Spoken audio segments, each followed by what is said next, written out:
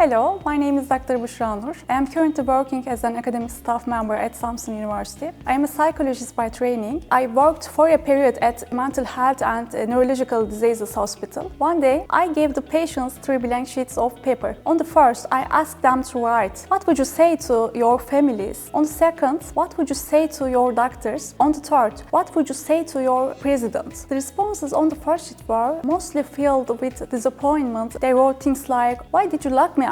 And this place is horrible. However, the responses directed toward the doctors were notably softer in tone. This hospital is like a 5-star hotel. Or, dear doctor, I am so glad you are here. What emerged was a striking shift in discourse depending on the interlocutor. While the patients used one kind of language with their families, they adopted an entirely different repertoire when addressing the president. I interpreted this pattern as a strategic act. It showed that individuals, even those institutionalized in psychiatric care, could produce rational, calculated strategies in response to different forms of authority. It also demonstrated how people tend to align their actions and language with the expectations and potential sanctions of those in power. I frequently share this fieldwork experience with my students, and they find it highly engaging. I firmly believe that learning should not be confined to theoretical knowledge alone. When I bring real-world examples and social realities into the classroom, I see my students grasp theoretical concepts much more effectively. Their observational skills deepen and they begin to view social events as case studies. I want them to think and act like social scientists because for us, everyday life is a rich field of data. At Samsun University, we strive to cultivate this interdisciplinary perspective in our students. Regardless of the field they choose to pursue, we support our students in becoming keen and qualified observers of social life.